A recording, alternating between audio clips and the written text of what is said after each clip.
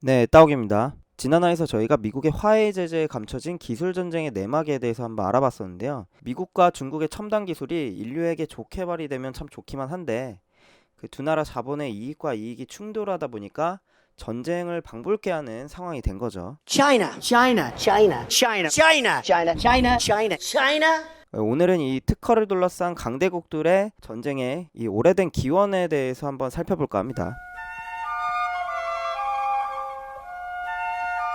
특허는 어떻게 해서 생겼을까요? 지금은 너무 당연하게 생각하지만 이게 하루아침에 갑자기 만들어진 건 아닙니다. 옛날부터 당연하게 존재했던 것도 아니죠.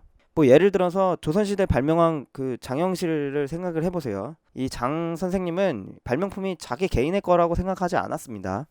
임금님 거라거나 뭐 백성들을 위한 거라고 생각을 했죠. 근데 이거는 우리나라만이 아닌데요. 옛날에는 지적재산권이라는 게 아예 개념 자체가 없었던 겁니다. 즉 특허제도는 역사의 어느 순간에 등장한 새로운 개념입니다. 오늘은 이 특허를 둘러싼 강대국들의 전쟁의 이 오래된 기원에 대해서 한번 살펴볼까 합니다. 네, 이야기는 그 십자군 전쟁으로 거슬러 올라갑니다. 200년에 걸친 십자군 원정 동안에 그 베네치아 같은 지중해 도시국가들은 해상무역으로 인해서 엄청나게 발전을 합니다. 엄청 빠르게 발전을 하죠. 그리고 주변의 작은 도시들을 하나하나 이렇게 점령을 하면서 세력을 넓혔죠.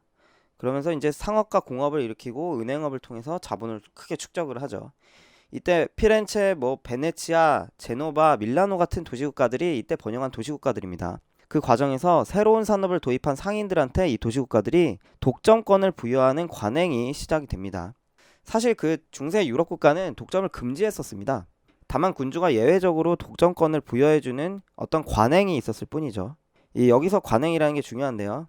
현대처럼 법률에 근거한 게 아니라 왕의 어떤 개별적인 약속이었다는 거죠. 예를 들어서 바다거나 그 오스만 제국 이스탄불에서 A라는 상품을 사왔거나 그쪽에 기술을 배운 어떤 길드가 있다고 치죠. 군주는 이 길드가 기술이나 산업을 독점할 수 있도록 특권을 부여하고 그 길드가 필요하다고 하면 기금도 줍니다.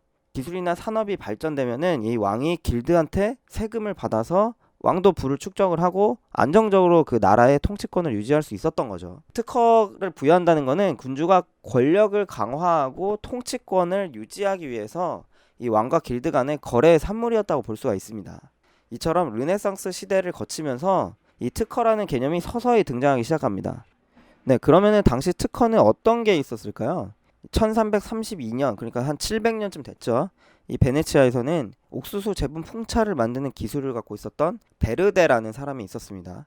이 사람한테 돈을 주고 제분기를 만들게 했죠.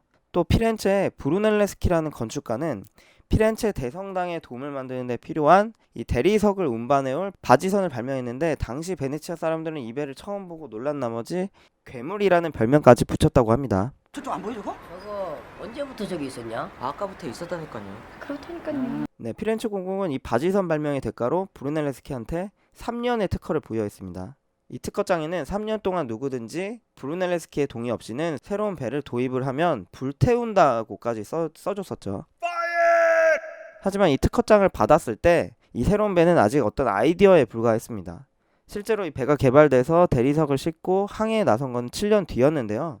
안타깝게도 그 배는 대리석과 함께 가라앉았다고 합니다. 뭐 어쨌든 이렇게 당시에는 실제로 아직 만들어지지 않았지만 새로운 아이디어가 있으면 특허가 부여되곤 했습니다. 이때 새로운 아이디어도 아무리 뭐 다른 나라에서 이미 만들어졌던 거라고 하더라도 해당 도시국가 안에서 새로운 거면 충분히 인정을 받을 수 있었던 거죠. 예를 들어서 1469년 독일 출신의 한 장인은 베네치아에서 출판 기술을 처음 도입한 대가로 이 5년 동안 베네치아에서 독점적으로 출판할 수 있는 권리를 부여받는데요. 이처럼 군주는 그 나라의 산업을 통제하고 새로운 기술을 유치하는 수단으로 특허권을 썼던 겁니다. 네, 이 르네상스 시대의 장인들은 자신의 발명이나 기술이 공개되면은 권리를 뺏기게 될까봐 걱정을 했다고 합니다. 그래서 유출을 방지하려고 기술적인 내용을 암호로 적어놨다고 하는데요. 이 길드들은 영구적인 독점을 원했고 왕의 약속만으로는 자신의 영구적인 독점권을 보장받을 수 없다고 생각을 했던 겁니다. 근데 이 산업의 발전을 원하는 군주 입장에서는 이런 길드의 이런 관행들이 탐탁지 않았죠. 이렇게 상호 간의 입장이 충돌하는 과정에서 서서히 특허 제도가 체계화되기 시작한 겁니다. 그렇게 해서 1474년 베네치아에서 최초로 공식적인 특허법이 제정된 건데요. 이 발명가가 참신한 내용의 발명을 공개하면 10년 동안 특허를 보호해주고 누군가 이걸 모방하면 모조품은 파괴하고 벌금을 물게 했던 겁니다. 베네치아 특허법이 얘기하는 참신성과 제한된 보호기간은 이 현대 특허제도의 기본이기도 합니다.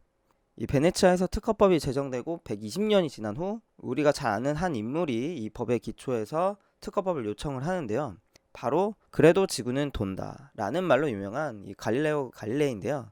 이 1594년 갈릴레이는 이 관계용 기계에 대한 특허를 달라고 하면서 군주한테 이렇게 요청합니다.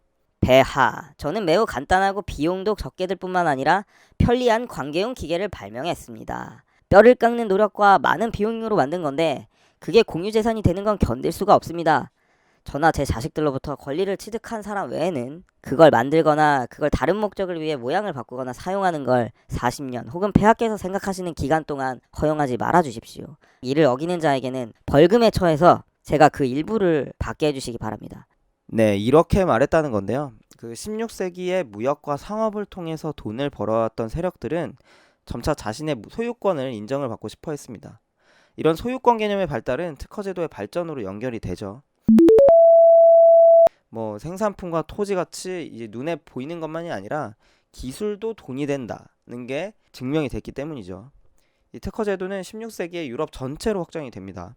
아직까지 다른 유럽 국가에서는 특허가 이제 군주가 어떤 시혜를 베풀어서 내려주는 일종의 보상에 가까웠는데요. 근데 이제 어느 시대나 좀 앞서서 생각을 하는 사람들이 있죠. 이 베네치아의 이 계산이 빨랐던 유리 제조업자들은 이 유럽 전역으로 진출하기 시작합니다. 다르게 생각했던 거죠. 기술을 다른 나라 시장에서 유통시키면 더 많은 돈을 벌 수 있었기 때문입니다. 그리고 다른 나라에서도 베네치아와 비슷한 수준의 보호를 요청을 하죠. 예를 들면은 프랑스나 영국에 가가지고 제가 베네치아에서 좀 잘 나가고 유리를 가지고 이런 걸 만들 줄 아는데 여기 없죠? 그런 거 없죠? 제가 여기서 만들어 드릴 테니까 저한테 이익을 보장해 주십시오. 특허장을 써 주십시오. 이런 요구를 했던 겁니다. 이런 과정을 통해서 베네치아의 특허 제도가 유럽 전역으로 퍼지게 된 겁니다. 네, 그러면 오늘 이야기를 한번 정리해 보겠습니다.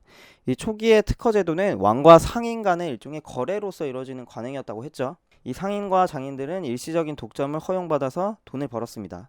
그러다가 이제 르네상스 시대가 와서 도시국가였던 베네치아에서 최초의 근대적인 특허법이 탄생됐고요. 이 16세기가 돼서 이 도시국가들의 위기가 닥치자 소유권 제도에 대한 인식의 변화가 생겼고, 또 한편으로는 장인들이 다른 나라에 막 진출을 하면서 돈을 더 벌려고 진출하면서 특허 제도가 16세기를 넘어서면서 유럽 전체로 퍼진다, 이런 얘기를 드렸던 거고요. 네, 그러면 다음 화에서 뭔 얘기할 거냐? 그때 당시 유럽의 다른 나라에 비해서 후발 국가였던 영국은 아직까지는 주로 유럽 대륙의 기술을 도입해오기 위한 수단으로 특허 제도를 활용을 했습니다. 마찬가지였죠. 근데 17세기가 지나면서 영국 모직 산업이 발전을 하죠. 이 산업혁명이 등장을 하고 대영 제국의 시대가 시작이 됩니다. 그러면서 이제 특허 제도도 꽃을 피우기 시작을 하는데요. 이 서구 자본주의 역사는 제국주의의 역사였다라는 말이 있습니다. 이 특허의 역사도 이 제국주의 역사와 밀접하게 연결이 되어 있는데요. 이 다음화에서는 17세기부터 19세기까지 대영 제국이라는 명성을 구가했던 영국에서 이 특허 제도가 어떻게 해서 정착이 됐는지, 이게 오늘날의 어떤 특허 제도로 어떻게 해서 발전이 됐는지 이에 대해서 자세히 살펴보도록 하겠습니다. 네, 지금까지 따오기였고요. 저희 따오기가 앞으로 다양한 이슈들에 대해서 한번 살펴보려고 하는데요. 이런 따오기의 이야기를 계속 듣고 싶으신 분은 구독과 좋아요를 눌러주시고요. 댓글로 궁금한 점이나 의견도 부탁드리겠습니다. 지금까지 따오기였습니다.